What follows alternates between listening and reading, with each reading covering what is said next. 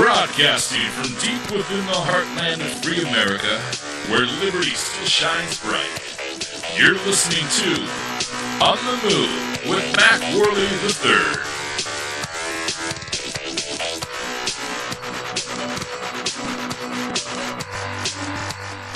Hello, Mack Pack. It's great to be back with you. I'm out of breath right now. I've been running around, messing with cords, trying to get everything set up for you guys, trying to get the show back online. And as many of you know, I pretty much just suck at technology. I do.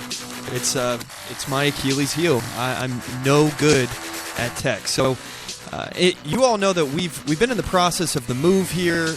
We just moved all the way across the country. We went from being in Washington State now after a grueling drive.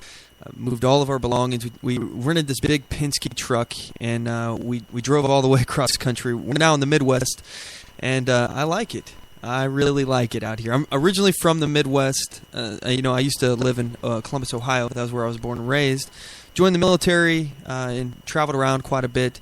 And now I've lived in obviously Ohio, Texas, Wyoming, Washington, and yeah, I mean I've been kind of all over, but I always felt drawn back to the Midwest. It's something about it. And I always, my favorite thing about the Midwest is nighttime.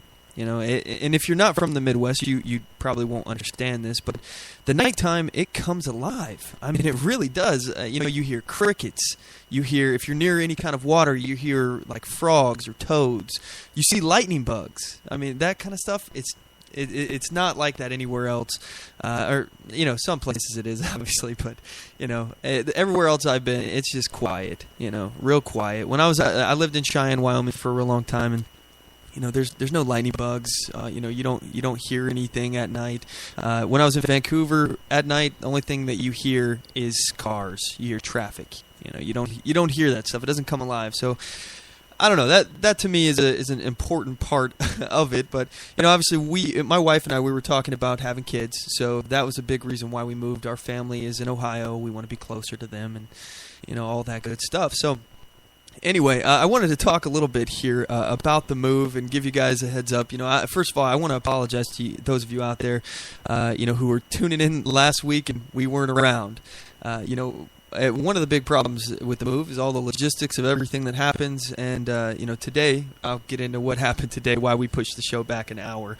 But on last week's show, we were going to broadcast as we were planning, but the cable guy never showed up. So we found out that the cable wasn't going to be installed until Monday. We had to push the show off, etc. So now today, I thought I had all this stuff hooked up. We got a mixer, we got computers. I got 2 computers running and doing the mixing and all this good stuff. So I thought everything was going to be all hunky-dory. I tested it a little bit, but I didn't put it through all the ringers, basically to see if everything would be working until I was about 2 hours before the show today.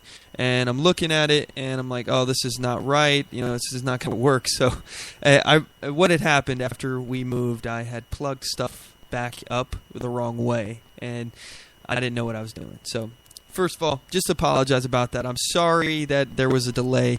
But let's go ahead and get into some of the stuff here today. We have, today's May 17th, 2015, and today we are going to be talking about a couple different topics. First and foremost, we're going to talk about our guest. We have Bill Muckler. He's coming on the show. He's an author. He wrote the book. I believe it's 2020 America. Give me one second. I'm bringing up the book title. 2020: A Clear Vision for America. That's his book. He's on Facebook. You guys can check his book out on Amazon as well.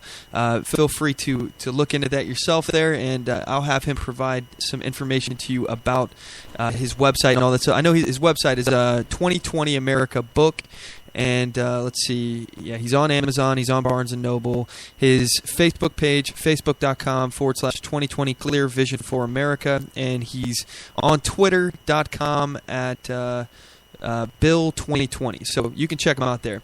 We'll get into that a little bit more. Some of the things we're also going to talk about, most likely after Bill's off the program here.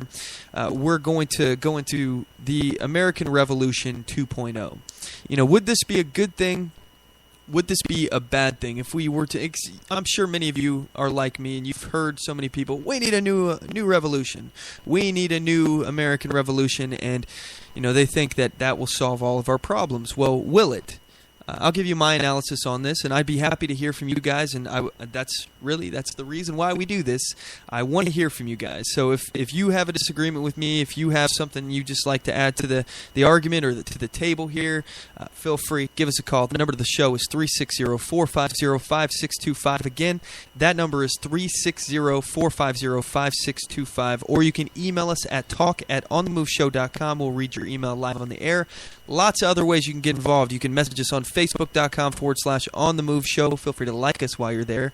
And follow us at Twitter, or at OnTheMoveShow on Twitter there. So I don't really tweet very often, so I'm still trying to figure out the lingo behind that. But yeah, feel free to tweet us on there. And follow us while you're at it.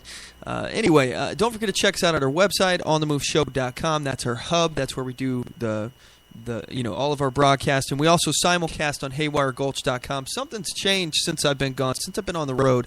I can't quite figure out what's going on with Haywire, but maybe everything went haywire. That was a bad joke. I'm sorry. Anyway, anyway, they had some changes. I'm not even sure if you guys are able to hear me on Haywire Gulch. If you aren't or you are, let me know. I'm curious for your feedback. Also, you guys can follow us on Spreaker.com/OnTheMoveShow. I would greatly appreciate that. And you can subscribe to our YouTube channel, YouTube.com/OnTheMoveShow. Anyway, at this point, we're going to go ahead and cut to a quick commercial break. When we get back, I'm going to run down an article I have here on the Weekly Defender. We only got one for this week, but stay tuned. You guys aren't going to want to miss it. We'll be right back. Oath Keepers is a nonpartisan association of current active duty military, reserve, guard, veterans, peace officers, and firefighters who will fulfill the oath we swore. With the support of like-minded citizens who take an oath to stand with us, to support and defend the Constitution against all enemies, foreign and domestic. So help us God. Join us at oathkeepers.org.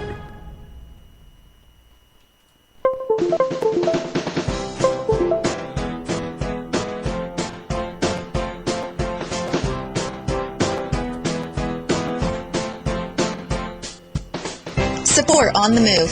Help us make this podcast bigger and better. You can do this by going to our store and purchasing one of our hundreds of products. All designs are original and made for patriots like you. Just go to cafepress.com/OnTheMoveShow. We appreciate your support.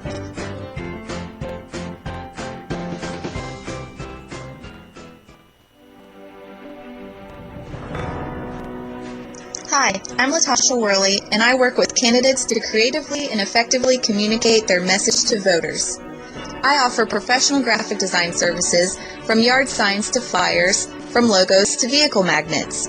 Email me today at latashaworley@gmail.com. That's LATOSHA Worley@gmail.com for a quote on items for your campaign.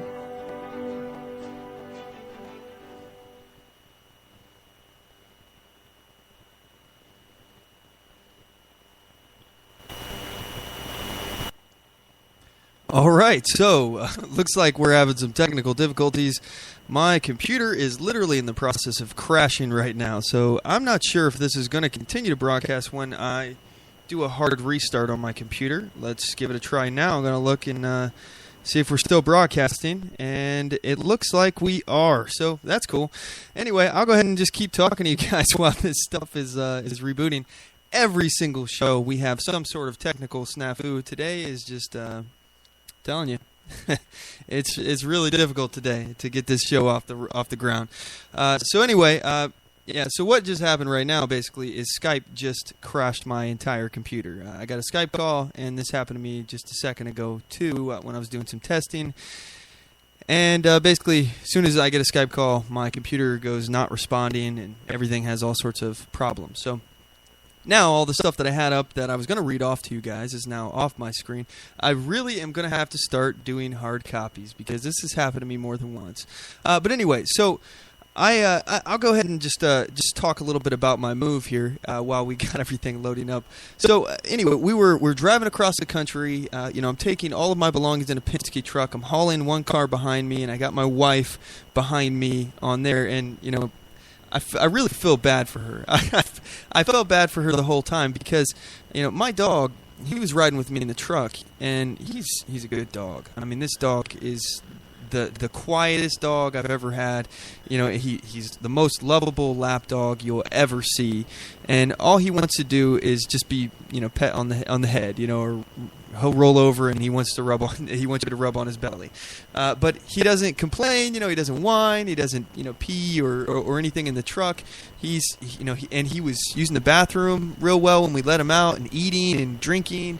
And my wife, she's in the other car with our cat, and this cat was having all sorts of problems. She was not eating or drinking and not peeing and not pooping. It was just a big mess. And then in addition, she's got to drive behind me. And first of all, I never drove a Penske truck before. I never towed anything really. I got short trip experience doing that kind of stuff, but not a whole lot. So, excuse me, I'm driving. And there's a couple times where, I slammed on the brakes a couple times because I almost missed a turn or so. And, I got an earful from her. But it's part of the move. Moving is stressful. So it's just one of those things. We've been living out of boxes for it's been a long time now. We still have boxes sitting here in the apartment. And, we started the move on April 30th. We were working up to the midnight when we were supposed to be out of that apartment. And, we ended up basically traveling. We stopped in Wyoming and stayed at a friend's house. And then for, I think it was 2 days that we were there. And, yeah, eventually we came back on the road and started off again. Basically, we were traveling between the 30th of April until the 7th of May. And we've been here since the 7th. But, it doesn't really feel like it. We have just been unpacking and unpacking and unpacking a ridiculous amount, and it has just been taking forever to get all these things out of boxes. You wouldn't believe how much stuff we have, how much stuff I could fit into the truck. By the way, I see we're getting a Skype call, but my Skype isn't loaded up on my computer yet, so give us a call back, and we'll try to take that call. I'm sorry about all the technical problems, guys. I know it's probably pretty annoying on your end, and believe me, it's a little annoying on my end as well. So anyway, so I'm rebooting my Skype right now, and we'll give this thing a try, see if I can get the caller who is just trying to get on here. Anyway, also later today, I wanted to talk about another article that I was seeing. It's kind of an old article, but I wanted to just basically get your all's opinion on it and see what you had to say. Maybe we can have a debate about it, something along those lines. All right, Skype is loaded. Give us a call. The number to the show is 360-450-5625. Again, 360-450-5625. And we should be able to take your call right now.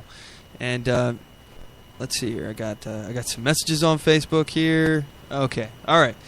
Everything's loaded. Everything's working fine now. Whew. There we go. I'm telling you, this is what happens when you do live radio. Everything goes wrong. You'll have a million problems, but it's worth it because I get to talk to you guys. That's why we do this kind of stuff. So, let's see here. Still waiting on that Skype call to call back. All right, so we're going to go ahead and go into the Weekly Defender. And this is the segment of the show. Personally, it's my favorite segment of the show, where we talk about armed citizens in the news who've used their firearms to defend themselves, their property, their family, something along those lines. Oh, actually, we're going to go ahead and put a pause on that. We got a caller here. Hey, caller, you're on the Move with Mack Worley. You are live on the air. Please give us your name and where you're calling from. This is Bill Muckler calling from Cocoa, Florida. Hey, Bill. So sorry about all the technical problems. We are expecting your call, and you're on the air right now. So, all right. First of all, I just want to introduce you to my audience here, and all of the stuff that I had up that I was going to read has gone away. Let me get it back up here. Okay. First of all, Bill, he is an author. Like I said, he wrote the book. It was 2020. I believe, if I'm remembering correctly, A Clear Vision for America. Is that the title of your book, sir? Yes, it is, Mac. Okay, and I'm going to read off a little bit about your bio here that you sent me here.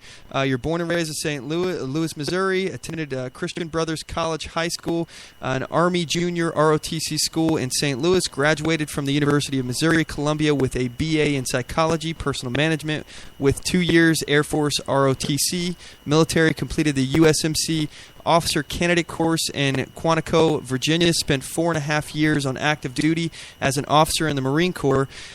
You hold the permanent rank of captain, top secret clearance. You're an entrepreneur. You founded Muckler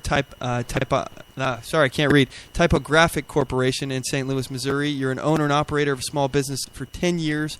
Provided I'm sorry, I still can't say that word. Typography. There we go. Services for ad agencies, art studios, and lithographers. Is that how you say that word? Lithographer? Lithographers. Lithographer. I'm horrible. Okay. Anyway, so you've been basically doing work process management consulting as well. You've been doing that for 40 years, and so tell us what got you into writing a book in the first place. What were some of the reasons behind that?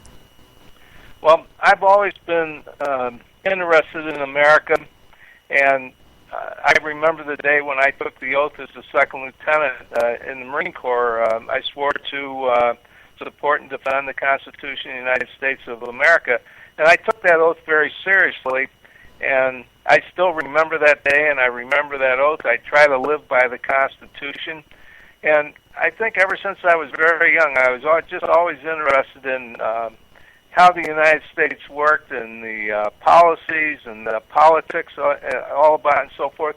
So I guess about 30 years ago, I kept seeing things, that were happening that didn't make a whole lot of sense. Reagan was trying to get the economy under control, and the Democrats wouldn't cut any of the budgets or, expenditures and so forth. So I would write letters to congressmen and senators and the national committees for the different political parties, and they always answered me back, and every response was pretty much the same. Please send us more money, or please send us some money, please send us a lot of money. And so I thought, no one cares. No one's listening to me. They're all interested in themselves. They don't care if somebody has a solution for a problem. So I guess a few years ago I thought, I need to get serious about this, and I'm going to take everything that I've learned over the years and everything that I've researched, I'm going to start putting it together into a book, and I kind of formulated a format. And even though I've written a book and I'm considered an author, I don't think that I am an author. I think of myself more as being a problem solver. So I wrote this book, which was my vision of the way America should be today, which was the way it was when I was young. Now, I'm not so naive to think that we can go back 50 years and have it just the way it was, because technology has changed. A lot of things have changed, but people haven't changed. And all these new gadgets, we have computers and phones and everything like that, they're just tools. But what's happening to us is America has been split apart. We've been divided. We're not Americans anymore. So I wrote my book for Americans. It has nothing to do with politics or political parties. I do not mention any politicians in there, except for maybe a couple of times when I had to refer to something, maybe a bill that they wrote or something like that. Mm-hmm. So that's pretty much where I come from as far as the book is concerned. Yes, sir. So as far as some of the things you did leading up to the book, some of the things that you may have studied, what were you looking at? What was some of the main focus, and what were some of the areas of interest that your book is actually talking about? Okay, I looked at all the issues, and in working as a work management process consultant, I learned very early on that the way to solve problems was you just couldn't solve one problem in one place and let everything else go. You had to have a comprehensive, cohesive plan that you could put together. And I never saw that happening in the government. In fact, every time I'd hear somebody on TV or a politician or a pundit, they would talk about an issue, but they never had a solution. And certainly no one had solutions for everything. So I thought, what I have to do is I have to put in a book this is how it can really work. And so I took every issue that the government's involved in, which I came up, really there's about 27 issues, but the way you kind of, like I combined education and poverty together, for example, because I know that we have to educate people to get them out of poverty. So that's one chapter. It's either one or two solutions or whatever. But the book is 20 chapters, and the way I went about writing the chapters is I looked at the background of an issue, like, say, immigration, for example. Mm-hmm. And I looked at the background of this, and I looked at all the policies, and I looked at the history of it, and then I did a statistical data analysis of everything that has to do with immigration, what it costs us, how many people are coming into the country. And I tried to do a root cause analysis. Why are they coming here? They want a better life. They want jobs, and so forth. And then that led me to a solution, and the solution I have in my book, which people really need to read the chapter to see what I came up with, I think is the best solution that's ever been put forth. It has nothing to do with politics. It has to do with what's best for America. So that's pretty much the process I went through to write the book. So I've got a chapter on the economy, a chapter on budgeting and taxes, on service, employment, poverty, education, as I said before, the military services, chapters on science. Like, for example, I can go back I remember in the 50s and 60s when our whole country was just electrified by space exploration and all the new things that were happening in science and health and so forth.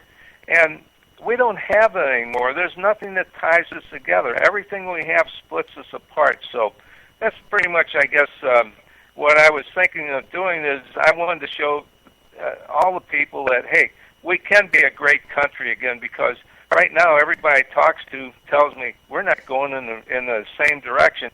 And, of course, I'm a lot older than you are, Mack, so I don't know, as you talk to people, are you seeing the same thing? Well, it just depends on who you talk to, because, and this is one thing, I try not to put too much stock in how much I hear negative or positive, because, for me, I think that I kind of live in a bubble, as far as, the people that I surround myself with. I'm talking with libertarians, I'm talking with, Republicans, I'm talking with liberty-oriented people, and, there's a lot of different kinds of in that group, but at the same time, I don't have a ton of socialist friends. I don't have, so I don't know what those people are thinking.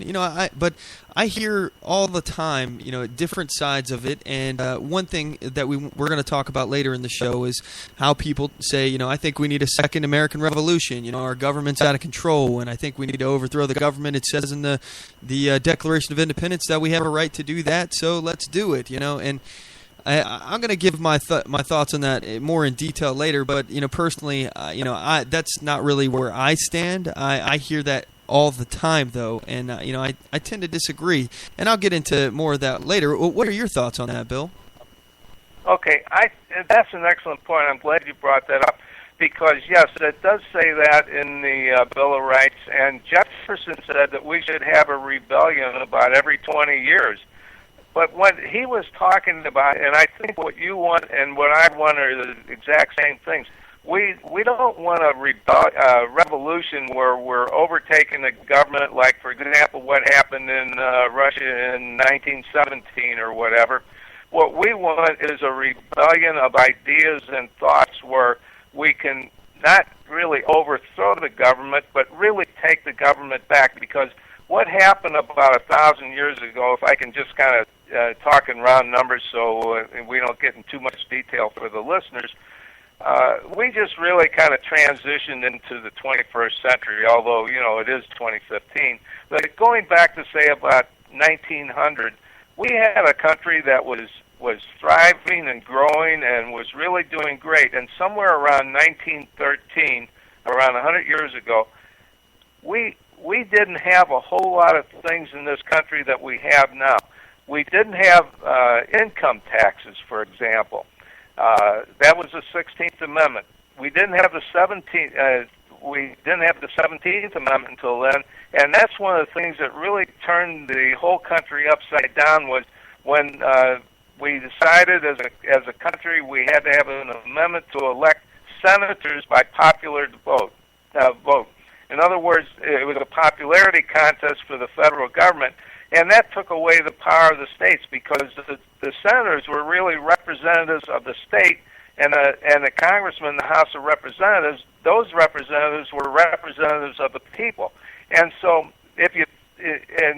so at that time, we didn't have a national debt. The national debt was, I think, it was less than $2 billion, and now it's creeping up exponentially to about $20 trillion.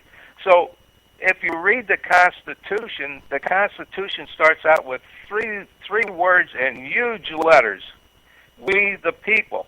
So see, the way the Constitution was written, it was the people who were on top, and then they created the states, and the states created the federal government. And the Constitution was really written to keep to protect the people from the federal government. Well, what happened about 100 years ago is that thing got completely turned around to where the federal government is now on top of the hierarchy, and then the states, and then here's the people who are kind of left out on our own, hoping that the politicians will do good for us. So that's the kind of thing that I see that really disturbs me.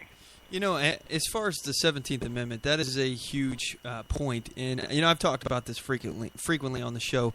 One of the things that I think as far as the 17th Amendment that it did, obviously it gave dual representation to the people inside Congress. As you said, but prior to this, the senators were elected by the states, the state legislature. So basically, what they actually did by making it so the people elect both the members of the House of Representatives and members of the Senate is you give dual representation to the people, and you remove some of the sovereignty, a big portion of the sovereignty of each state. And it also, I think it did make it possible for banks and crony capitalisms or corporatism, as depending on how you'd like to refer to it, because if you're buying a senator, for example, if you're a bank and you're trying to bribe a senator, all right, into supporting some kind of bill that you as a banker want to get passed, it's a lot easier to bribe a senator and to get away with it, essentially, if he's being elected by people, by the voters, because the voters are less likely to know these things and pay attention to what this guy's doing on each and every case. But if a state legislator was in charge of this, they would know that this senator's actions are going against that state's sovereignty, and they would be more likely to keep him in check.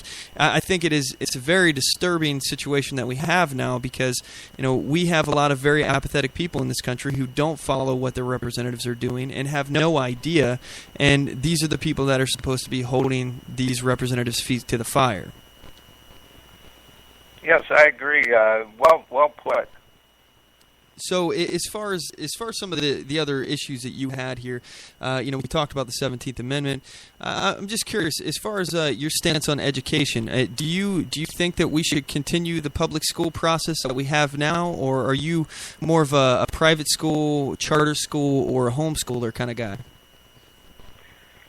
Good question, and I hope that I can explain this in such a way that people won't get turned off or come to the wrong conclusion, because my conclusions are all based on a lot of fact that's in the book. So I'm going to take about 10, 12 pages of book and boil it down into a few sentences. Here's the thing. In 1979, we did not have a Department of Education. The Department of Education was created then, and it was supposed to have about 4,000 employees, I think, and have a budget of about 5 billion people. And I may be off and rounding off this a little bit for people, but you get the idea. But at that time, we were number one in test scoring in the world. Our students were number one in every category. So now, fast forward to now, where we have a Department of Education that has a budget of more than $60 billion, and we have more than 50,000 people in the Department of Education, and our test scores rank in the low 20s for reading and math and science, where it's down as low as 29 against the other industrialized countries in the world. Well, how can that be? How can our students fare so poorly on this? And what we're doing now is we're spending upwards of $20,000 a year on education. Actually, the latest numbers I've been able to find are about $115,000 to educate a student from grades 1 through 12, elementary school through high school. Wow. Okay, so think about that. We're spending that much money, and some states like New York State, we're spending upwards towards $20,000 per student. But in others, the lowest is Utah. We only spend $6,000 a year to educate a student. So look at the disparity there. But Utah's student scores rank highest in the nation, and New York's ranks lowest in the nation. So there's a disconnect there someplace. Something just isn't working. So in my book, I tried to look at this, and I tried to find out everything I could, and what I came up with was, and this is, I have a lot of experience in this, personal experience and experience with other families I know, is private education works well. My son went to a private school, a religious-based school in St. Charles, Missouri, and everybody from his class and every class before and after that, every one of them went to high school, graduated from high school, and more than 95% of them all went to college and got their degrees. But in the other schools there, like the public school, St. Charles, not even less than 100% of them even graduated from high school, and hardly anybody went to college. So we're spending so much money for failure, but yet we can send a kid to a private school and he can excel and move on. That's the whole idea of my book. I want everybody to have the opportunity to move forward and have a good life with a good standard of living, and feel the joy and the spirit of accomplishing something. So education, how do we do it? I think what we have to do, or I know what we have to do, and this is the conclusion I came to, we have to have school vouchers for everyone. Everyone gets a school voucher, and then the parents and the students can select the school they want to go to. If they want to stay in a more traditional setting, they can do that.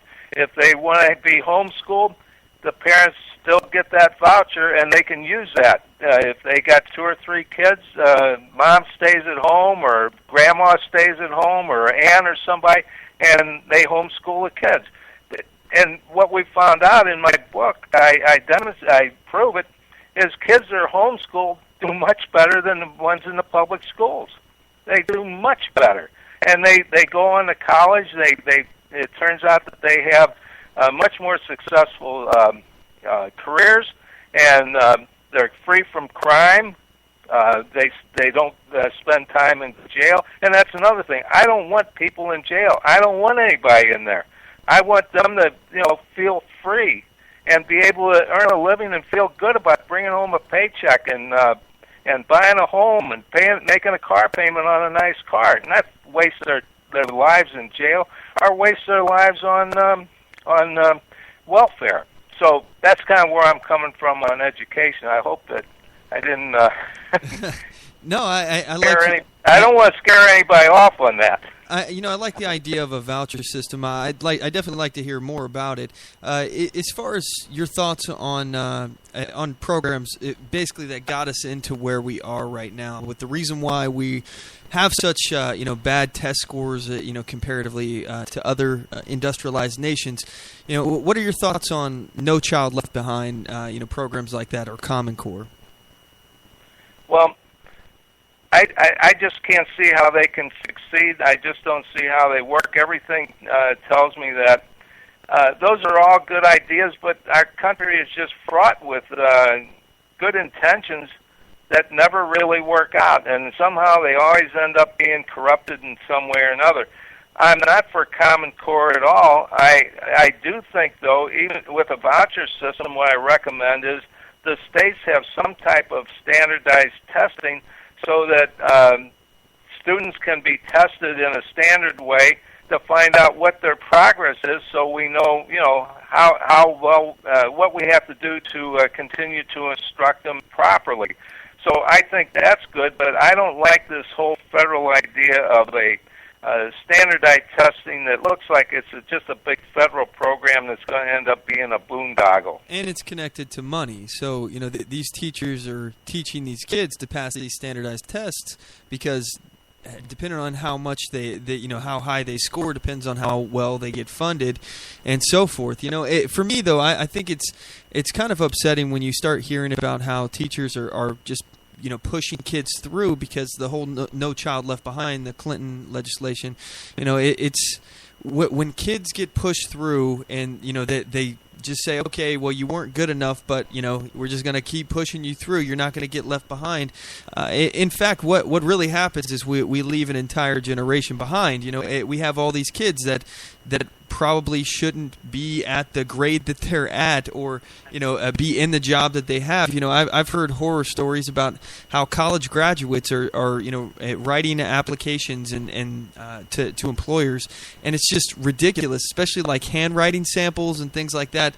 These people have absolutely no business applying for this kind of job, but yet this is what they got their degree in, and they can't formulate just a simple sentence.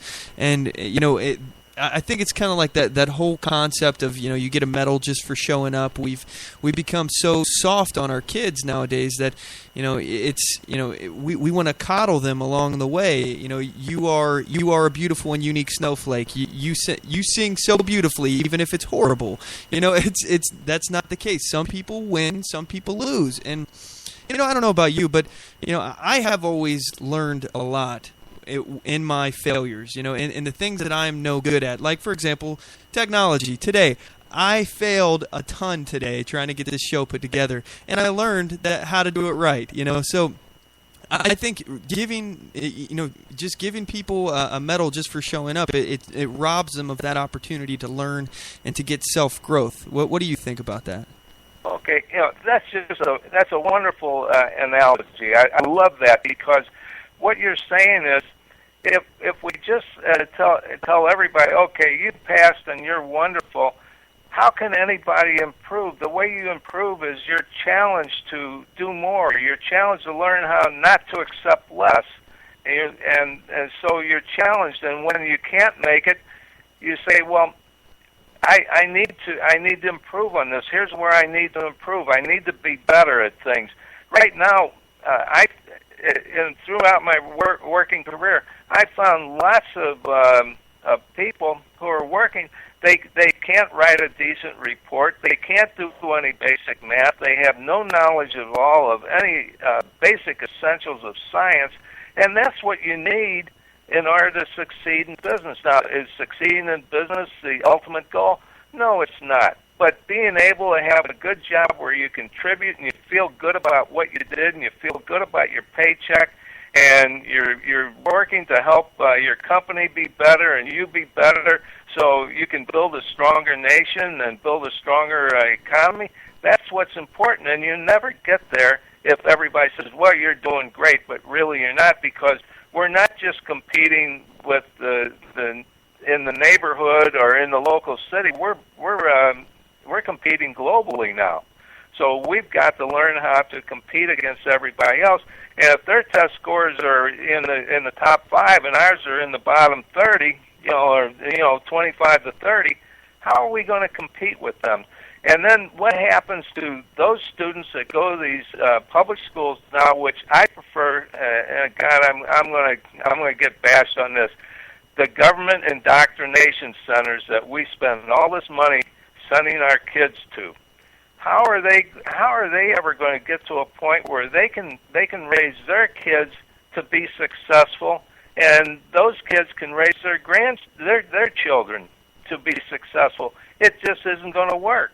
It just can't happen, and I think we're fooling ourselves by trying to say, hey, it's okay, just do what you can do, and you can get by, and don't worry, no worries, no nothing, just you're okay. That's not going to work. Yes, sir. Yeah, and I agree with you. We're going to have to cut to a quick commercial break. Would you mind sticking with us throughout the break? Yes. Oh, yeah, for sure. Okay, alrighty. We'll be right back, guys. Don't go anywhere. When we come back, we're going to talk more with Bill Muckler. And, I'm going to pick his brain on some other issues here. So you're not going to want to miss it. Don't go anywhere. I do solemnly swear that I will support and defend the Constitution of the United States of America against all enemies, foreign and domestic, and that I will bear true faith and allegiance to the same, and that I take this obligation freely without any mental reservation or purpose of evasion, pledging my life, my fortune, and my sacred honor. So help me God. Join us at oathkeepers.org.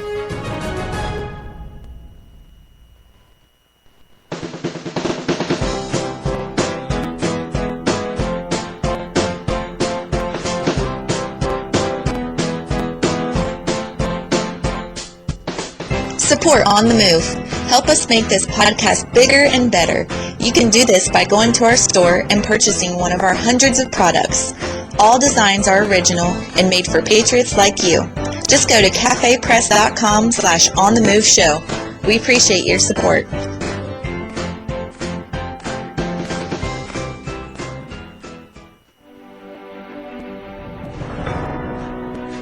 Hi, I'm Latasha Worley, and I work with candidates to creatively and effectively communicate their message to voters.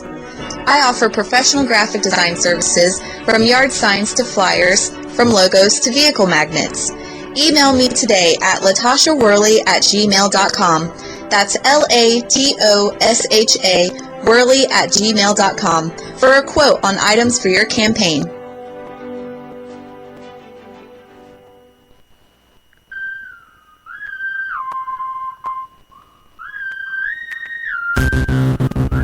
Broadcasting from deep within occupied territory on the far left coast.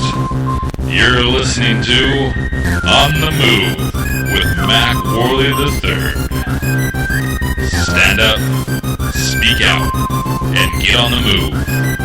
And now your host, Mack Worley III. And we're back. Thanks for sticking with us, everyone. If you are just joining the program, we are on with author and special guest Bill Muckler. He wrote the book 2020, A Clear Vision for America, and he's on the line with us. Bill, can you hear me? Yes, I can hear you well, and I'm not sure what you want to get into next, but I'd like to say a few more words on the last topic we were on. Yes, sir. Go for it. Okay. When I was in school, I was taught by nuns, and they were stickler for spelling and for grammar and reading and so forth. And I have to admit, I never could write very well. I knew the grammar, I knew how to spell, but I just wasn't a very creative writer, and I'm still not.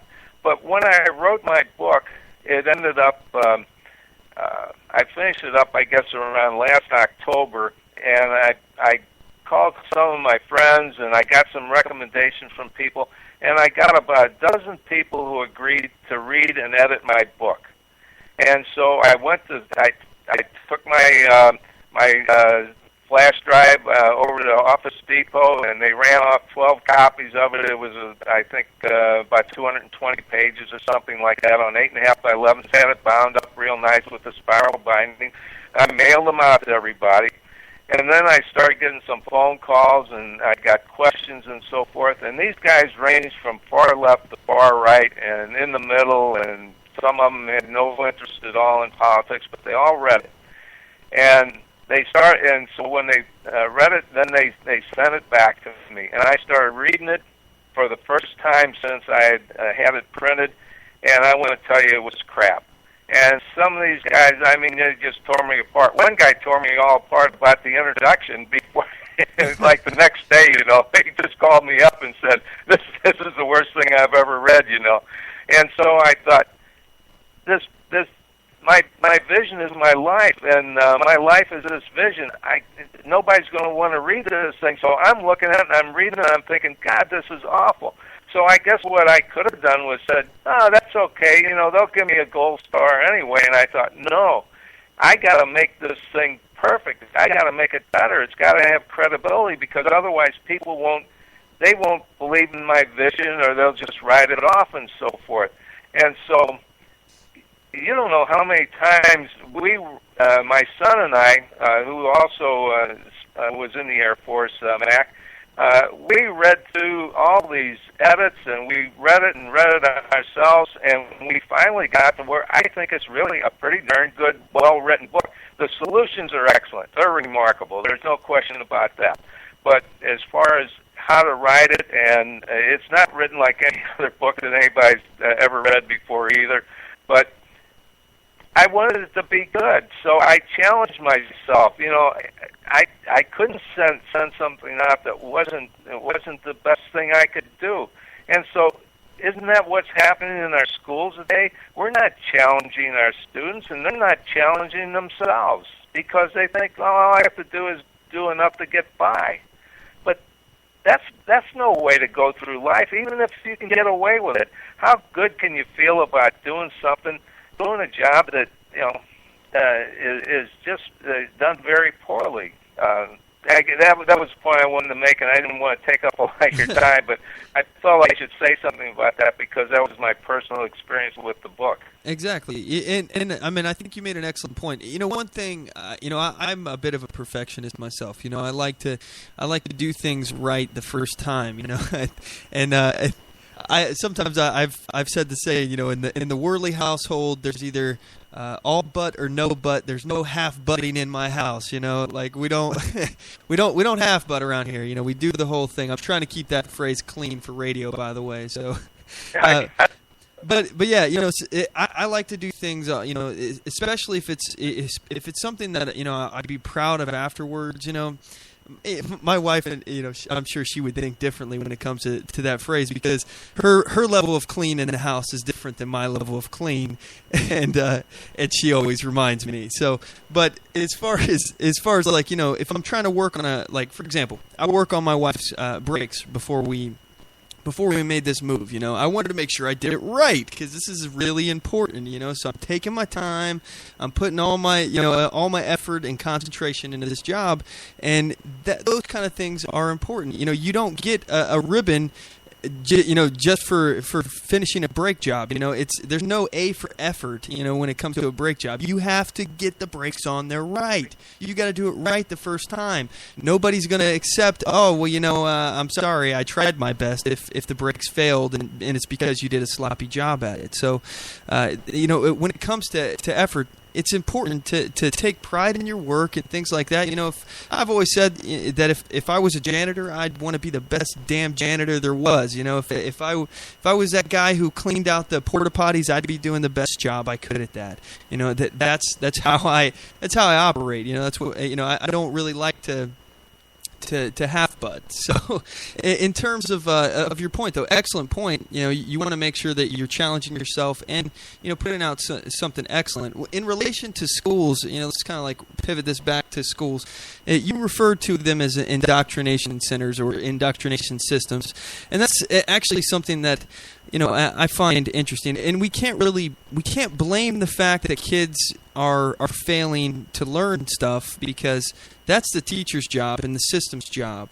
But one issue that we have is there's so many people that are apathetic about, you know, our political system, our government, and the Constitution itself.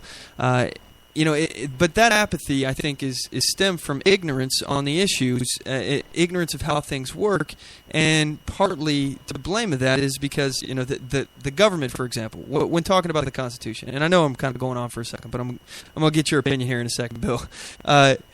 When you're talking about the Constitution, it's the government's job when they have taken over our education system to teach us about the Constitution, but yet hardly anybody knows it. Many people have not read it, haven't even cracked it open yet.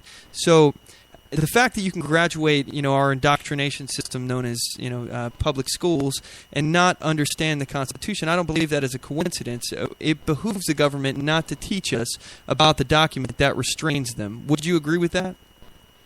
Yes, absolutely, and we really don't have standards, and my terminology was government indoctrination centers. But I think it's more than just the students, and I think it's more than just the teachers. And this is part of my solution of the vouchers, is that parents must be involved, and they must donate or contribute 2 hours a week, 40 hours per semester to the school to work with the teachers and do things like maybe help with administrative duties or scoring the test or cafeteria, cleaning up, landscaping, whatever, doing maintenance work. The parents need to be involved. When I went to the school, if I did something wrong, I took a note home and gave it to my parents, and I thought, oh man, I'm in trouble now, and it was hard getting over it. Now, if a kid does something wrong, the parents don't discipline the children and take care of it and resolve the issues. They go to school and beat up the teacher. That's what's happening in the government indoctrination centers.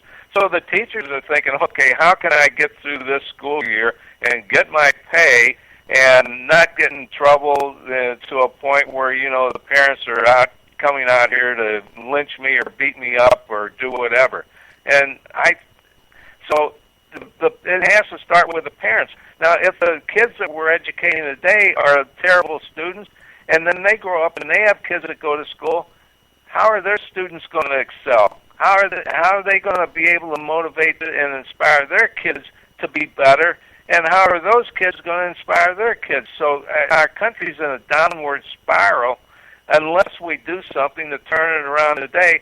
And the answer is not the federal government. The answer is put it back in the hands of the parents and the local governments, and turn this whole hierarchy upside down to where it was meant to be, where we the people are on the top, and then it's the states and the federal government is on the bottom, and staying out of our business and doing what they were meant to do according to the Constitution. Yes, sir. We actually have a listener here that commented on a post here. D says, that's exactly right about schools and not challenging students with information so readily available through our phones and computers. Kids are being taught they do not need to memorize anything, but instead just Google. And she also went on to say that parents need to be involved, but the school system and the government does not want us involved.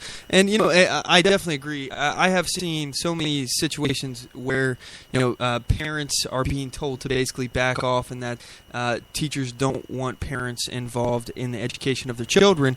That to me is just astounding. First and foremost, the fact that a teacher would tell a parent to back off, and that that's their child. Basically, the teacher says that the student is their child.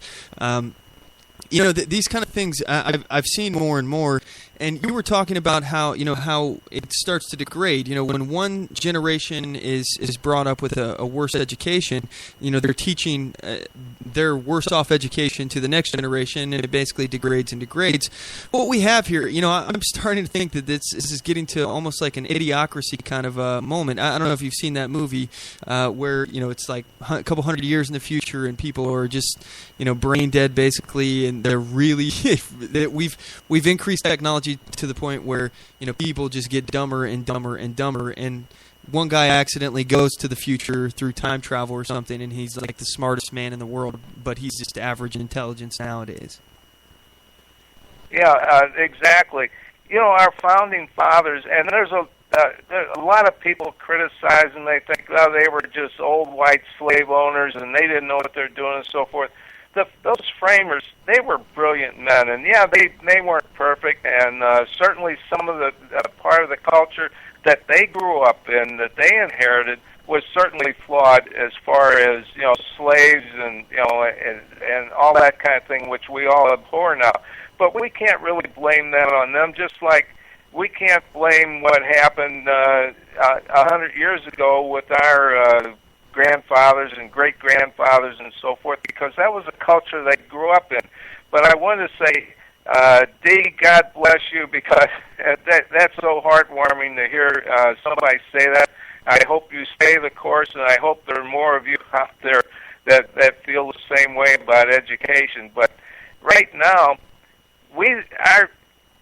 our parents, I'm trying to figure out how to say this diplomatically. They did not get the best of education either. So it just keeps snowballing and continuing on into the future. And what you're talking about is not the meritocracy that our framers. That's the point I was trying to get with our framers. They wanted this country to be a meritocracy based on merit. Now it's not based on merit anymore, and I think our country grew strong because of merit and standards. Absolutely, yeah, and this is a thing about the left, for example, the political left, progressives, socialists, communism, all this kind of stuff. They claim they want equality, and especially they'll take the words of, for example, Reverend Dr. Martin Luther King Jr. They'll take the words about how that they want people to be judged based on the content of their character or something, but then in turn they want people to be given special preferences, special treatment, and it's not based on merit. I believe that people should be, and it doesn't matter your skin color, your religious affiliations or background. I don't care about those things. I will treat you the same, no matter who you are, based on your merit and the content of your character. I think so. The way it should be. I absolutely agree with you. And I kind of want to talk a little bit about this, the way these schools are testing as well. It's all federally funded, and that's a big problem because, they're teaching kids to pass these stupid tests, these standardized tests, which is nothing. I don't have any problem with standardized testing, but when you base your curriculum solely around this freaking test, and, obviously every kid learns differently. Some kids will be able to be great test takers, and others won't.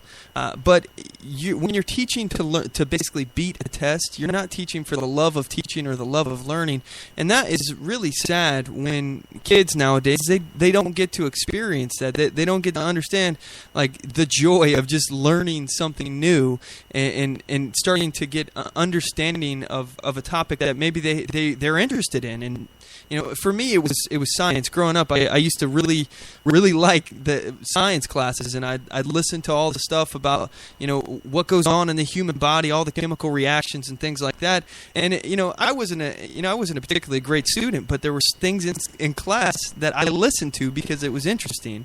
I wasn't listening because I was trying to pass a test. I was listening because it was something I was genuinely interested in. And when they take that joy away, I think they really kill a lot of the possibilities when it comes to education.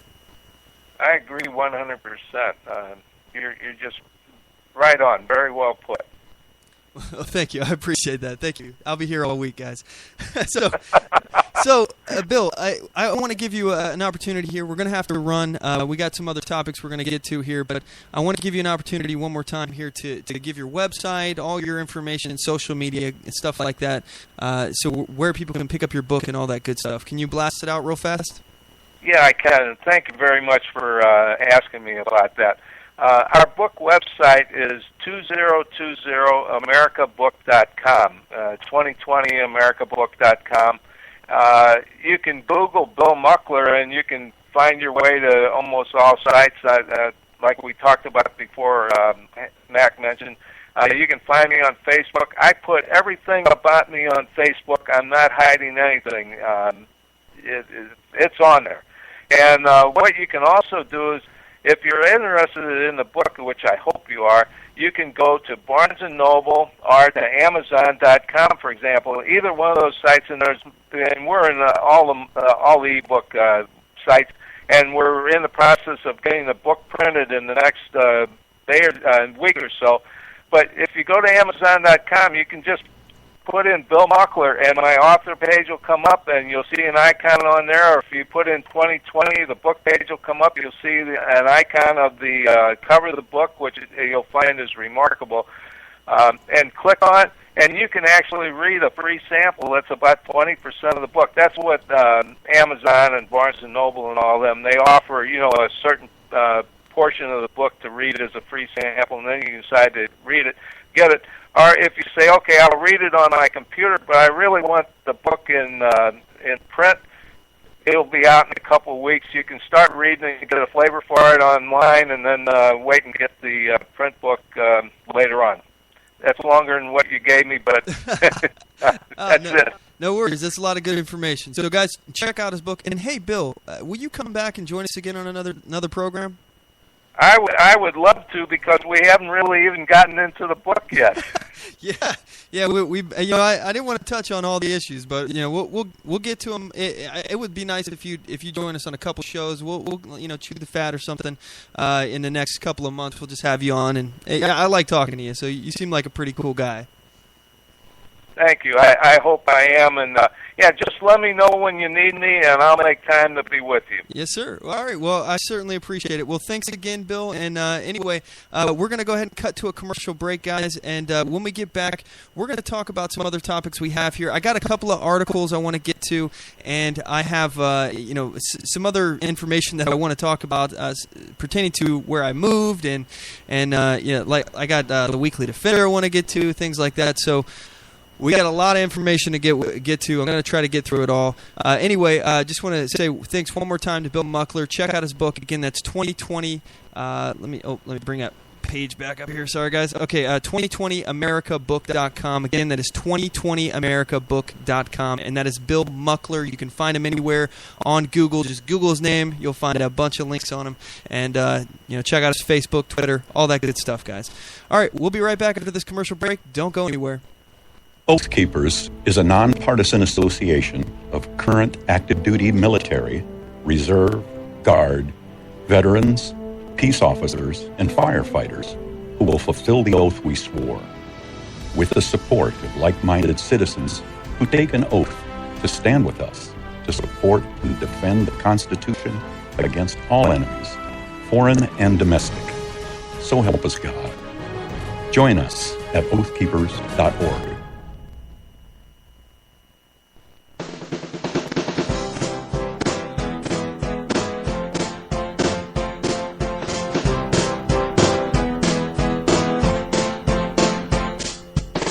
Support On The Move.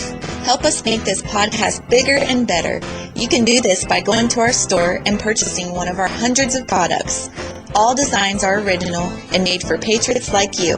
Just go to cafepress.com/OnTheMoveShow. We appreciate your support.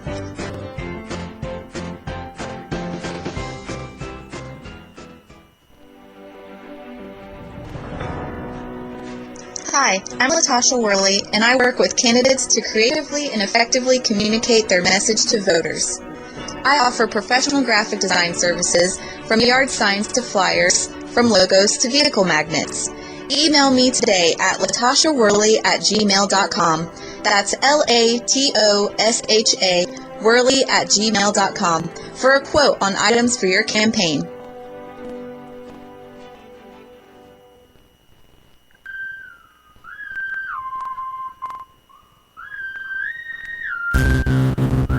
Broadcasting from deep within occupied territory on the far left coast.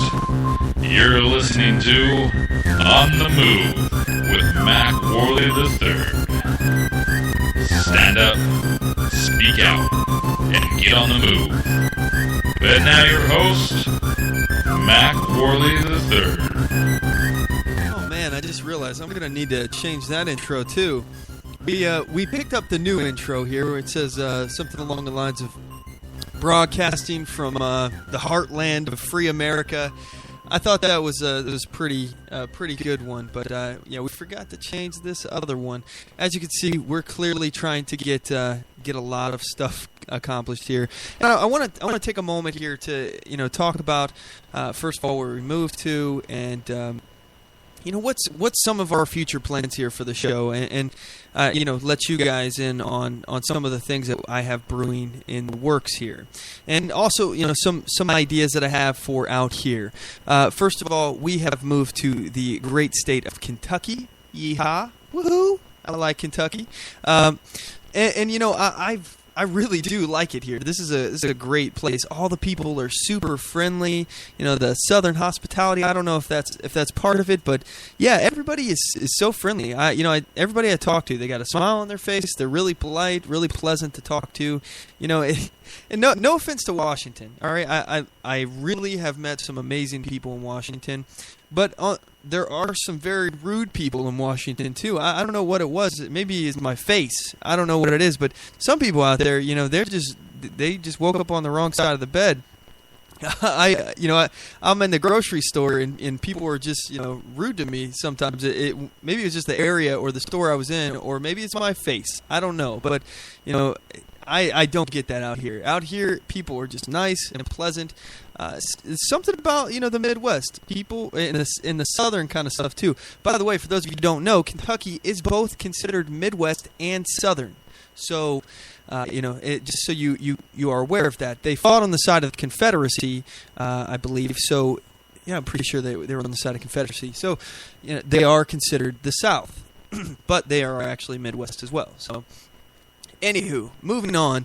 One of the things that we mentioned in the intro to the show is that, where liberty still shines, basically, is the heartland of America. So. And I just want to point out here that, liberty in Kentucky is good. It's good, but it's not perfect. There are problems. And, I just want to go through and talk about a couple different things. First of all, I'm going to read off of opencarry.org on the summary of Kentucky. Kentucky is one of our gold star open carry states. There is complete state preemption of all firearm laws. Open carry is constitutionally protected with court precedent, and law enforcement is aware of its legality. Now, obviously, the disclaimer on their website, it says, we make every effort to provide correct information on this site. However, the legal landscape surrounding open carry is fluid and subject to a myriad of political influences in the various states. Therefore, any and all information you glean from this site should be independently verified. And, I've yet to get to that point here. But the state constitution, according to the website here, Bill of Rights, Section 1, all men are by nature free and equal and have certain inherent and inalienable rights, among which may be reckoned, first, the right of enjoying and defending their lives and liberties; seventh, the right to bear arms in defense of themselves and the state, subject to the power of the General Assembly to enact laws to prevent persons from carrying concealed weapons. Now, therein lies a problem, all right? By the way, minimum age of open carry is 18, so you can legally open carry at 18 in the great state of Kentucky. However, you need to get a concealed carry permit to do so in Kentucky. Concealed carry, anyway. So, for concealed carry purposes, it's not a constitutional carry state. You can't just conceal carry, like, for example, Wyoming. I lived in Wyoming. I had a concealed carry permit, but I didn't need one for the state. I had already had that permit. And as far as open carry in Kentucky, you may open carry in a vehicle either in plain sight or in a glove box. So that's kind of cool. That was a difference between Washington. In Washington, you needed a concealed carry permit to open carry in your car. So I've always found that astounding, that I needed a concealed carry permit to open carry a loaded gun in my car. I could have the gun on my hip as long as it wasn't loaded, from what I remember. And I could even put the magazine right next to me in the passenger seat, but I couldn't have a magazine in that gun. I thought that was ridiculous. Just because I'm in a car now, suddenly I can't open carry. This is crazy. I need a concealed carry permit to open carry. It didn't make any sense. I'm really excited about that with Kentucky, though. I don't have to worry about that. And let's see here. Private sales not yet determined. Permit issued not yet determined. Doesn't say.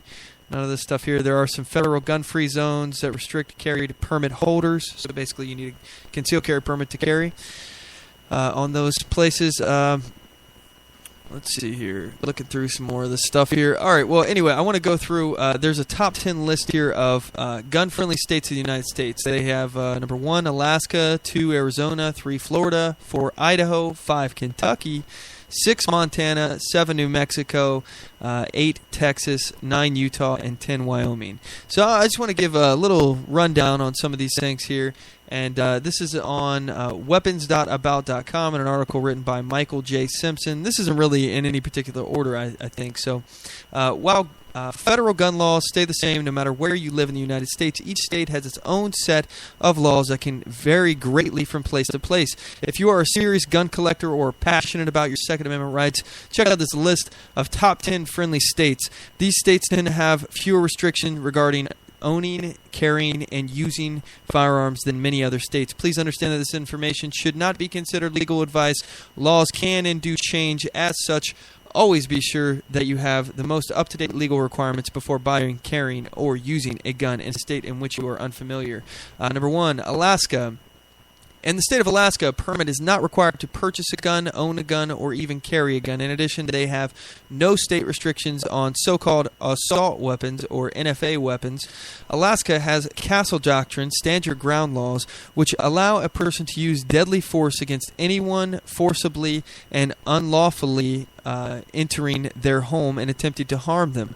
The person using self-defense does not have a duty to retreat in most cases. Number 2, Arizona. Arizona does not require a permit to purchase, own, or carry a gun. Anyone carrying without a permit must be at least 21 years of age. The state's only registration requirements are the same as those set forth by the National Firearms Act. Arizona has castle doctrine and stand your ground laws, which allow a person to use deadly force against anyone forcibly and unlawfully entering their home and attempting to harm them. The person using self-defense does not have a duty to retreat. That's a common theme. Let's see that, and by the way, that's a stand your ground law right there. Is why they don't have a duty to retreat. Florida, number 3. Florida does not have or does not require a permit to purchase or own a gun, but a permit is required for carrying a gun. You know what? I'm actually not going to read all this. It's actually getting pretty boring. So I don't know if you guys are getting bored with this, but anyway, Florida. Let's see. They basically have the castle doctrine and stand your ground. Idaho, not a permit to purchase, own a gun. Let's see. Residents who wish to conceal carry must obtain a permit. Let's see. Beyond those, Idaho's castle doctrine laws allow for deadly force against intruders. If you believe you're in imminent danger, Kentucky. Now here's Kentucky. In Kentucky, there is no permit or registration required to purchase or own a firearm, but a permit is required to carry a concealed handgun. Kentucky is a shall-issue state. Kentucky has a castle doctrine and stand your ground law, which allow a person to use deadly force against anyone who's attempting to commit a felony against them by use of force. The person using self-defense does not have a duty to retreat, so again, they stand your ground. Let's see. I'm not going to cover the rest of these, but they got Montana, New Mexico, Texas, Utah, and Wyoming. Again, I lived in Wyoming. It's pretty good gun laws here. So now, those are some of the things as far as, gun-friendly states. You can check that out on the website I just gave you. I've already clicked out of the link. I think it's about.com. But, all right, so let's talk about Kentucky. What are some of the problems? Because, like I said, our intro, it said, where liberty still shines. But does it actually still shine? Is there such thing as a place where liberty actually shines? And I want to talk a little bit about some of the problems. So one thing in particular that I found just mind-numbing, it really did blow my mind about Kentucky, is that there are literally dry counties. There's 6 of them, actually. There are, let's see here, we got Ballard County, Kentucky, Barron County, Kentucky, Bath County, Kentucky, Breathitt County, Kentucky, Breckinridge County, Kentucky, and Butler County, Kentucky. I don't even know if that may just be the D's. Hold on, or the B's here. Let's see. Oh, wow, there is way more. I'm looking at all of them right now. So we got a ton of in Kentucky that are dry counties. Lots and lots and lots. I can't. 1, 2, 3, 4, 5, 6, 7, 8, 9, 10, 11, 12, 13, 14, 15, 16, 17.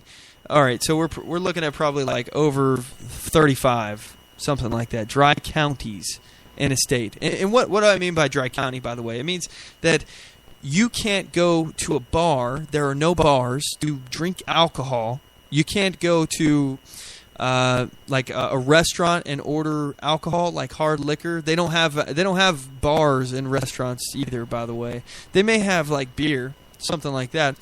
Gas stations may sell beer, but they don't sell hard liquor.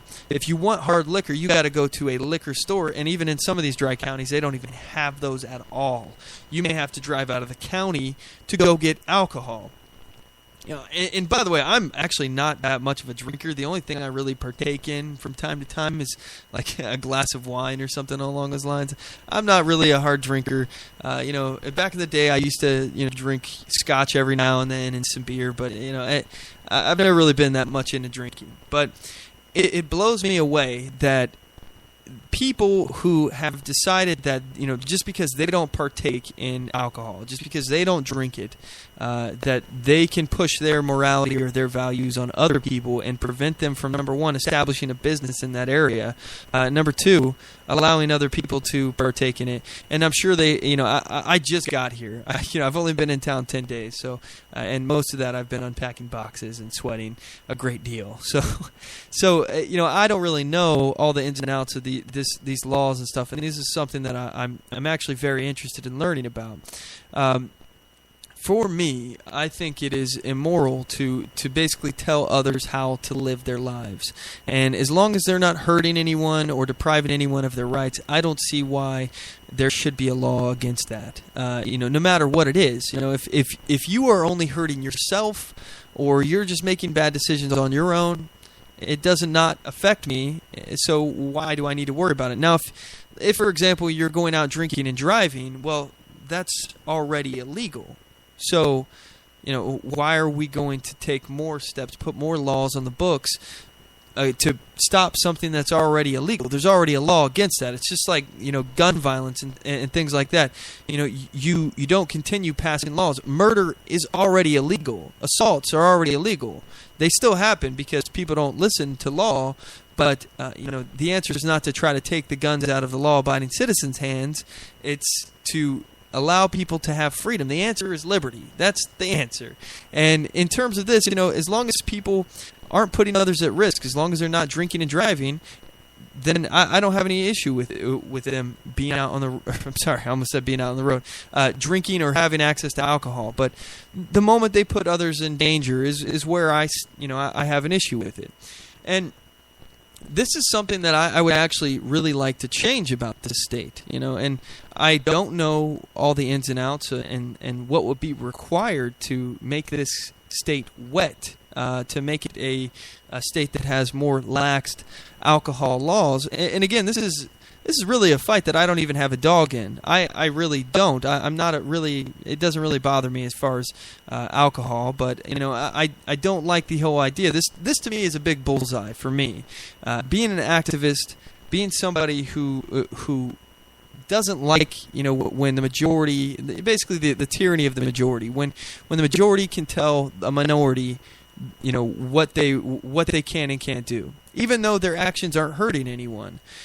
I think it's pretty sad when this kind of situation happens. So this is one of the fights that I'm going to be dealing with out here. I don't know what will happen with this. I'm at the very beginning of this, but I wanted to put it out on record that this is something that I'm trying to do because I want you guys to hold me accountable. If I say it to you, it's happening. I'm going to do it. So I don't know if I'll be successful. And, as we were talking about with Bill Muckler, this may be something I fail at. And if I fail, I guarantee you I will have learned something at the end of this. This is going to be something that I'll take, a little bit of information with me no matter what the outcome of this. And if I succeed in actually turning the state of Kentucky wet, and I'm going to start county by county, so I'm going to start with my county, but we're gonna see what we can do here. This is my next big thing. This is what I'm personally working on to push the liberty dial forward. Now, this is one issue that, like I said, I don't even have a dog in this fight, but I think it's an important one to take up. It's the same thing in terms of with people legalizing marijuana in Washington. I think that was a huge step. This state is going to be a difficult sell on that one. I think right now we need to try to turn Kentucky into a wet state. And by the way, if those of you are out there, or anybody is from Kentucky, or you have roots in Kentucky of people in the liberty movement out here, please feel free to connect with me. Message me, talk at onthemoveshow.com. I'm looking to meet people. I'm trying to find libertarians out here. By the way, I got to connect with the Libertarian Party out here. I have no idea even if there is a Libertarian Party in my county, in the state. I got to do some research. So we just got here. So I still have a lot of work to do. But anyway, I got an article here about the dry county stuff. This is Kentucky.com, written by Jack Brammer on August 10th. 2012. So keeping tabs on Kentucky's hodgepodge of laws governing the sale of alcoholic beverages could drive a guy to drink, and Governor Steve Beshear wants to simplify them. State alcoholic beverage control officials and industry representatives say Kentucky's diverse alcohol laws have produced a confusing patchwork of counties that are dry, which prohibit all sale of alcoholic beverages, wet, which permit full retail sale of booze under state license, and moist, having a wet city in a dry county. Of Kentucky's 120 counties, 39 are dry, 32 are wet, and 49 are moist or dry with special circumstances, such as sales at a winery and otherwise dry Carter County. The map of the status of alcohol sales in Kentucky frequently changes because of local option elections to expand the sale of alcohol. The laws, some of which have been on the books since 1935 after the end of Prohibition, allow counties, cities, or even individual precincts to vote wet or dry.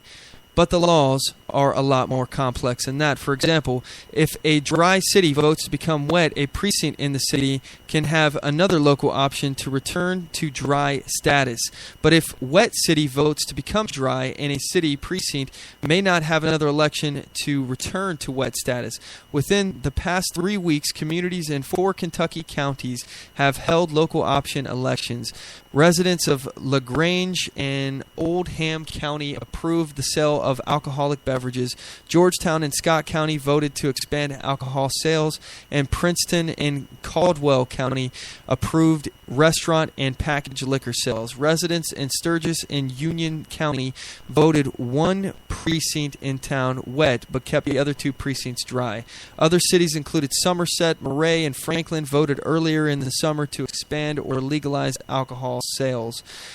Kentucky laws dealing with local option elections aren't the only alcohol laws that are perplexing. Consider, in Kentucky, a consumer may buy a bottle of wine in a drugstore, but not in a supermarket. A grocery store has to have a separate entrance and shop to sell wine or liquor. Kentucky has 70 types of licenses for the sale of alcohol, including 4 types of restaurant licenses. The state has issued more than 13,000 licenses. A consumer may carry a running tab at a bar to buy beer, but not for distilled spirits or wine. Voters cannot buy alcoholic beverages during primary or general elections, but can during special elections. You must be at least 21 to buy alcoholic beverages, but you can be a bartender at age 20. That's weird. Our state laws governing the sale of alcoholic beverages are very piecemeal, to say the least. Tony Dewar, or Duerno, I can't say that name. I'm not even going to try. Commissioner of the State Department of Alcoholic Beverage Control said during a recent interview in his Frankfurt office, "We are limited to what we can do. We do our best," he said. So, this is a pretty long article. I won't read it anymore. But, this is one of those fights that I'm now going to be involved in. I'm going to be trying to make some kind of difference, make a change. Hopefully, even if it takes canvassing and doorbelling, I'll do what I can do. This is one of those things that I think that it's just the majority pushing their will on, imposing their will on the minority. And, this is a very conservative state, obviously. A lot of people are concerned about drunk drivers and things like that. But again, like I said, that's already against the law. And for me, I kind of liken this back, and I've had this conversation with a few religious individuals.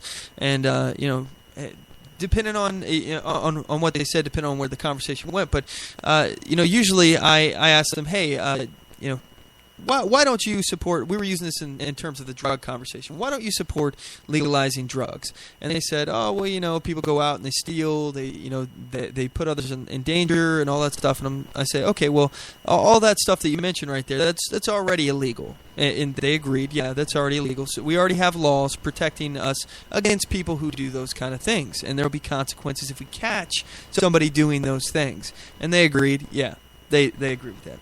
And So then basically what we're talking about now is the individuals who just want to smoke marijuana in their house. Let's say you just wanted to smoke in your house and do it recreationally. You didn't want to go out and put anybody in danger. You're only harming yourself in that regard. And those individuals I was speaking with were religious.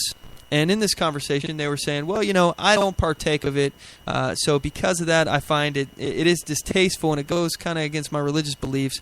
So, I would vote against it. And, I brought this back, and I asked them, I say, hey, okay, so what would you do if, the vast majority of people, let's say, 51% of the population of your state are not religious. They have a different religious belief than you do, all right? Or they're just atheists. Let's just say for the sake of the argument that they're atheists, 51%. And because they don't participate in your religion, they find it distasteful. They all decided that they wanted to make it illegal in your state. And, obviously we have First Amendment concerns in this case, but, in terms of this, would that be acceptable to you as a Christian if 51% of your neighbors decided to make your religion illegal? And they obviously say no. And basically the whole reason why I'm trying to do this is to put it into perspective. Majority is not, it's not liberty. Just because a majority said it was acceptable to ban something, to pass a law, that doesn't mean that we're pushing liberty forward. We may, in fact, be imposing our will on the minority. What I believe the answer is just to let others do what they're going to do. Because just because you pass a law, for example, let's look at prohibition. Okay, did that stop people from drinking alcohol? No, it did not. What it did is created all these speakeasies and underground, unregulated, untaxed market for alcohol, which in turn was picked up by the mafia. The mob ended up making a lot of money, and it became so prevalent and so powerful that they actually had to get rid of prohibition of alcohol because they were becoming so powerful and a threat to the government. So it really didn't do anything to stop it. So when we're talking about this, we got to apply these same principles. If you ban something, that doesn't mean that something's going to go away. It just means that everybody who partakes in it is now a criminal, and you are driving this market underground. Where there is a demand, there will be a supply. Someone will find it and fill that supply. So I actually want to talk about another issue here out in Louisville. Actually, this is in Louisville, Kentucky. There have been a ton of changes out here in terms of alcohol and things like that. But also, there are things happening in Louisville strip clubs that are kind of interesting. I found this article here. After years of legal battles, big changes are coming to Louisville strip clubs. The adult entertainment ordinance will soon be enforced. Scott Lindsay, the manager of The Godfather, says he's already making plans. He says the ordinance turns topless bars into bikini bars. So this our article is titled "Lap Dances, Nudity to End at Louisville Strip Clubs" by Valerie Chen. This is WDRB.com. Anyway, after 6 years of legal battles at Kentucky Supreme Court, a Kentucky Supreme Court ruling is changing how clubs do business. Scott Lilly with the Jefferson County Attorney's Office says the 2004 Metro Louisville Adult Entertainment Ordinance will now be enforced within 90 days. Full nudity will no longer be allowed. Lilly says the clubs will have to pay a yearly $1,000 licensing fee. Every employee, including dancers, will have to pay $25 per year to be licensed. The ordinance requires dancers to stay at least 6 feet away from customers, and they must be at least on an at least 18-inch platform. So the platform has to be 18 inches. Lilly says they can no longer offer lap dances. Clubs must also be closed from 1 a.m. to 9 a.m., and they can no longer serve alcohol once their license is up for renewal. Attorney Frank Muscagni, I think that's how you say that, represents the Deja Vu and PTs. He says, my clients will have to sell Coca-Colas at $10 a glass. Will you have young ladies or young men appropriately dressed with pasties or G-strings? Don't see how that will be economically feasible. Attorney Mike Hatzel, who represents several clubs, says the club plan to have women wear enough clothing or have enough coverage so they'll be classified as more as a bar and won't have to follow the ordinance. The county attorney's office says that means that the women will have to wear a bikini or more. Anyway, I'm not going to read the rest of the article. You can check it out at WDRB.com. This is something that's just kind of interesting.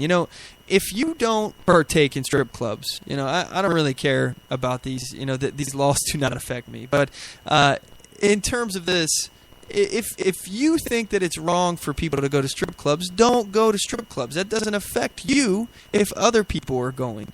Just because my neighbor is, doing something I find morally wrong, that doesn't mean that I have the right to tell them how to live their life, especially if they're not hurting others. If they are not depriving anyone of their rights, it's not my place to tell them how to live their life. And these are just some of the things out here in Kentucky that, I think are kind of crazy.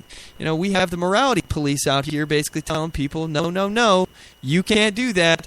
That's wrong. I don't do it, so I'm going to make it illegal for you to do it. It's got great gun laws, and hopefully they get better. Hopefully they pass constitutional carry. It'd be something that I would love to see done out here, and obviously I'd love to see it done for the rest of the country as well. But again, not every place is perfect. There are issues wherever you go. But the great thing about it is we live in America, and here in America we have this little thing called Bill of Rights, and so far, it's protected us all right. There have been some infringements, and especially if you go to states like California, New York, Second Amendment has basically been trampled all over. But for the most part, it's better than other countries. So let's just keep that in mind. As far as the rights respected in our country, at least we're not sitting in China. At least we're not sitting in Russia. But we have a lot of room for improvement ourselves. We're not the best country in the world by any means.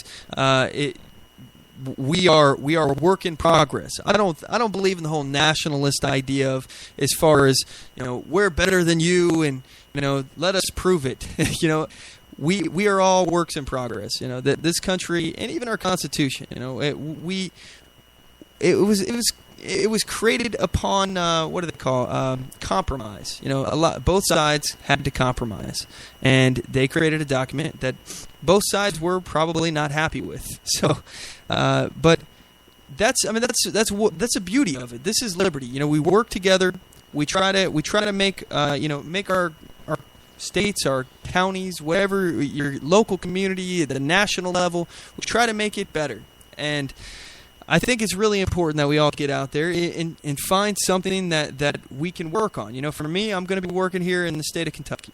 And I'll continue to keep tabs on what's going on in Washington, Oregon, the Pacific Northwest. If you guys need my support, I'm happy to give it. I love that area. It's because of the people. The people out there that I met, the friends that I made. You guys were the reason, the reason why we stayed there as long as we did. We met some really cool people, and it was hard to see them go, man. It was really difficult. But I mean, we'll stay in contact, and we got Facebook and the interwebs, all that interweb stuff, and yeah, I mean, it's cool because now. I'll be building a different community as well. We're going to take this thing, nationally. We'll have listeners in Kentucky, hopefully, that'll be building up. I'm going to try to get a groundswell going out here, and hopefully you guys out there in the Pacific Northwest stay with us because I'm going to be talking about your issues as well. Today we're talking about Kentucky because I just moved here, so I wanted to mention it. But anyway.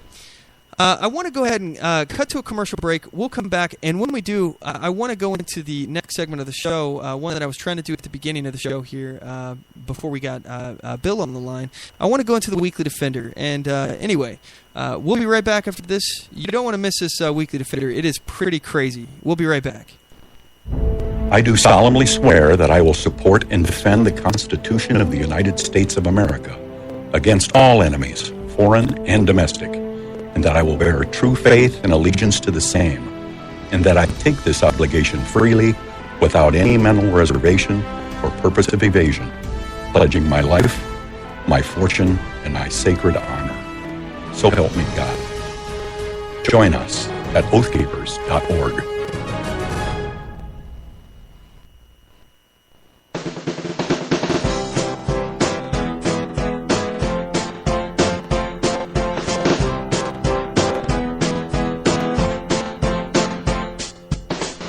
Support On The Move. Help us make this podcast bigger and better. You can do this by going to our store and purchasing one of our hundreds of products. All designs are original and made for patriots like you. Just go to cafepress.com/OnTheMoveShow. We appreciate your support.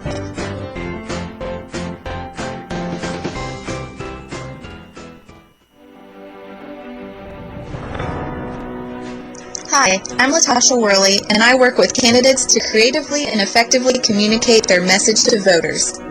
I offer professional graphic design services, from yard signs to flyers, from logos to vehicle magnets. Email me today at latashaworley@gmail.com. That's LATOSHA Worley@gmail.com for a quote on items for your campaign.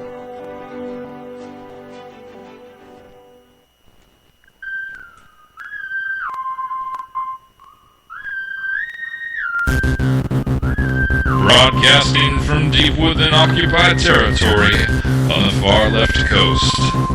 You're listening to On the Move with Mack Worley III. Stand up, speak out, and get on the move.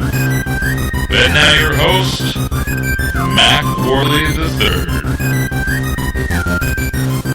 Hello, we are back. We got some comments here, and I want to roll through them a little bit here. We got D says that I'm in the Bible Belt right now.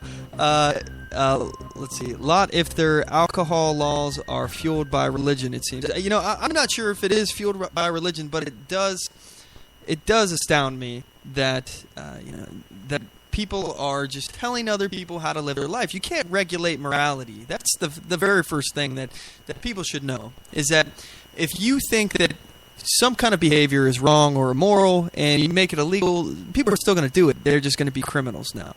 You know, and especially when you're talking about things like alcohol, drugs, strippers, things along those lines. I mean, like prostitution. It still happens. It still happens. But what you've done is you've made it a whole lot more dangerous for these women out there who are trying to earn a buck. All right, I'm not casting judgment on these ladies. All right, whatever. But by making it illegal, now they, who knows what kind of diseases are out there these people can get. You know, I personally, I believe that as long as you're not hurting others, and in terms of prostitution, for example, I think that prostitution should be legal, because what's the matter? I mean, if two adults are entering into a consensual situation, even if it's for money, what's it matter? I believe in the right to contract. So let's see. We got other things here. Don says, where I live, bars close at 4 a.m. LOL. Let's see. D says, Hooters will be more exciting than a strip joint. That's true. You know, I mean, it is crazy. It's crazy what they're doing out here. But this is my next thing. You know, this is my next target. I will be going after, the dry counties, the wet counties, things like that, trying to make a difference, trying to push the dial of liberty forward here. So I'll let you guys know what happens with that. Maybe we'll make some videos. Also, I've got some other things in the works concerning the show and like the layout of everything that we're doing. I wasn't going to mention anything, but I think I am going to mention it now. I'm going to go ahead and just mention this here, because again, if I tell you guys what I'm going to do, I have to do it. So it holds me accountable. So anyway, I'm going to go ahead and start a network. We're going to try to go around and find other Liberty podcasters who want to have their voice heard, and we're going to try to actually create a network. And that's all I'm going to tell you. I just want to put a little teaser information out there for right now. But there's a lot coming down the pipe with this, and things are being crazy. It's going to be pretty nuts, and stay tuned for all this stuff. I'll give you guys more information as soon as I can about it. Also, for those of you who have been following my trial, my court case, all this good stuff, I've been getting a lot of questions recently about this, about the status of my case and all this stuff, especially with me moving. I'm flying back into Portland, Vancouver, or whatever, in June. We're due back in court in June. And I still need to talk to my lawyer a little bit more and find out the ins and outs of what's going on with the case. But as far as I understand it, we'll be in court again in June. We're in the appeal process. And by the way, if you don't know what I'm talking about, if you have no idea what I'm actually speaking about right now, I was arrested for open carrying a firearm in Vancouver, Washington. So the video is up on our YouTube channel, youtube.com/OnTheMoveShow. It's the featured channel on the main page there. So if you just go to youtube.com/OnTheMoveShow, it should be right there on the main page.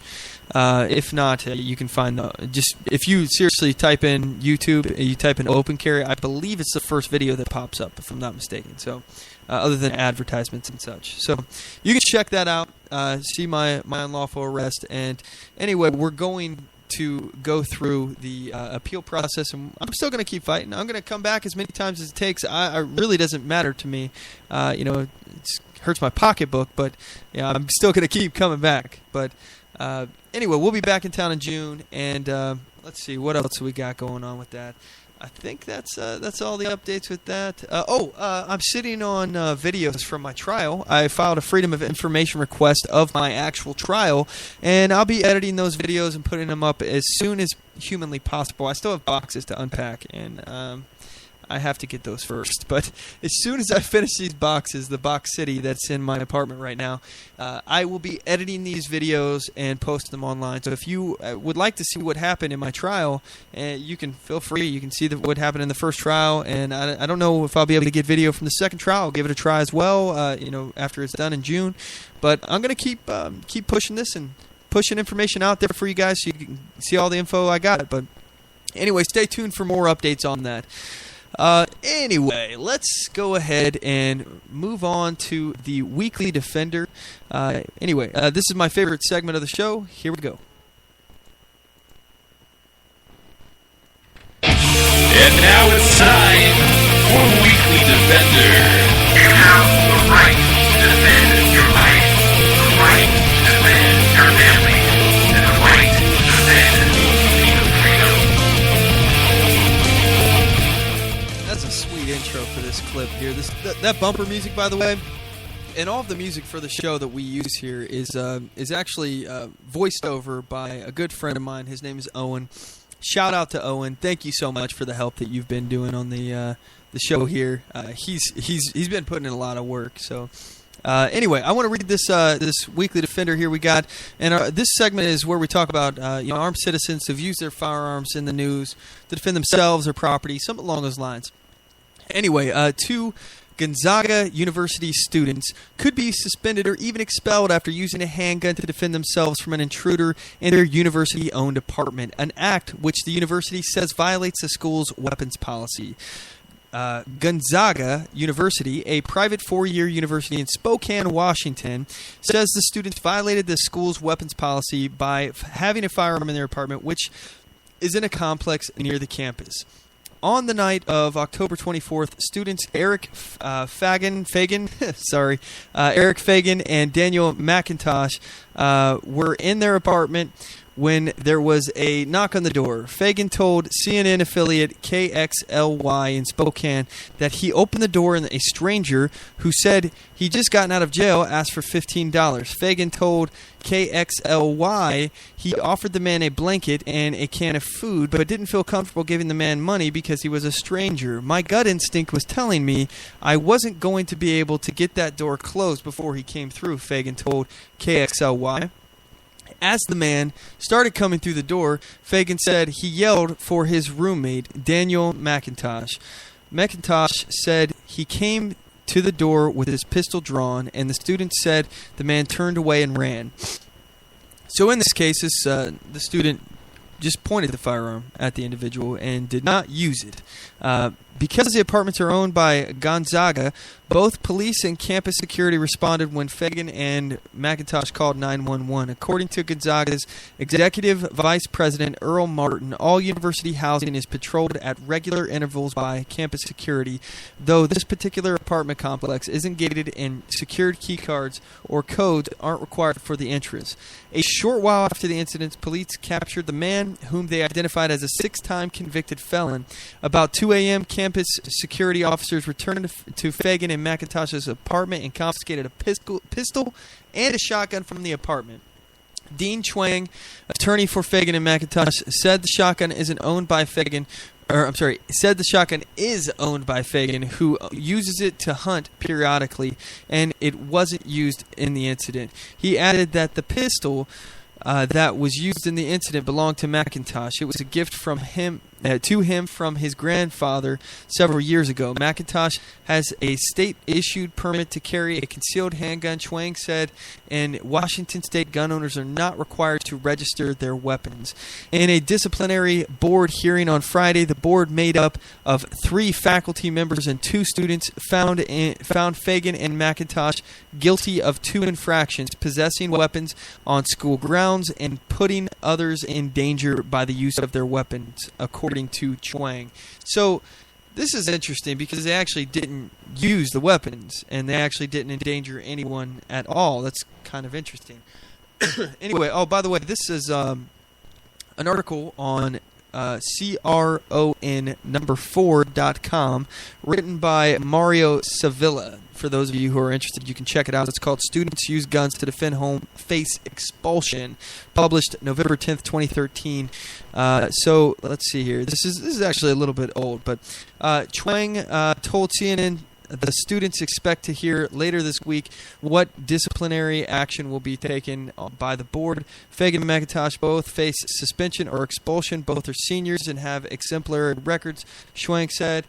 Meantime, Fagan and McIntosh have asked university security to return their firearms, but it hasn't yet happened. I wonder if this has actually happened. I didn't realize that this is such an old article up until this point right now. So this is actually like 2 years old. Almost 2 years old. I wonder what has happened, what the outcome of this situation is. I'm going to do some more digging here and see if I can track it down after the show. Maybe I'll post an update on Facebook. According to Chuang, one of the students had never lived in campus housing and was unaware of the school's weapons policy. The other said he was aware of the policy but didn't think it applied to him because the apartment isn't on campus. They had a right to defend themselves and others regardless of what the policy said, Chuang told CNN. Let's see. Through the university, though the university couldn't talk about the specifics of this case due to privacy laws, Martin said, "I'm not aware of other instances like this in particular. The policy, which is on the university official website, states weapons, which include firearms, are prohibited at any location on campus or within university residences."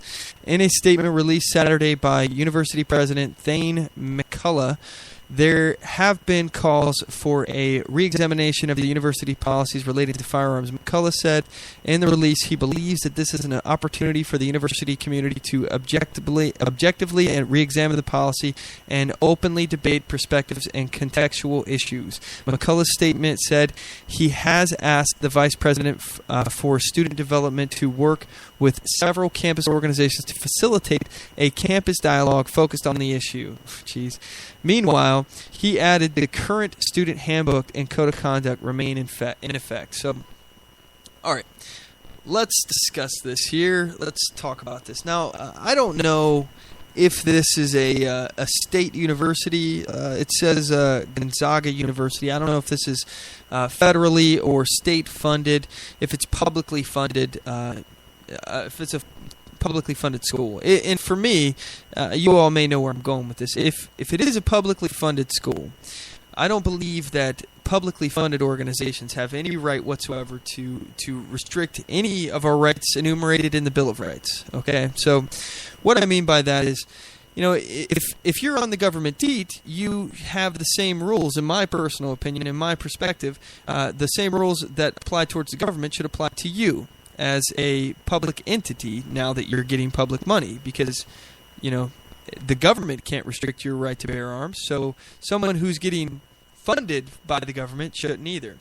And, you know, when I say funded by the government, I mean funded by the people, me and you. So, anyway, now if this is a private school organization, you know, and I don't know, it very well could be. If it is, you know, I think that they could have the right in their privately funded school to make whatever rules that they want. You know, if you don't want to go to that school, then go somewhere else. You know, if you don't like the rules, you vote with your feet, vote with your money, go somewhere else.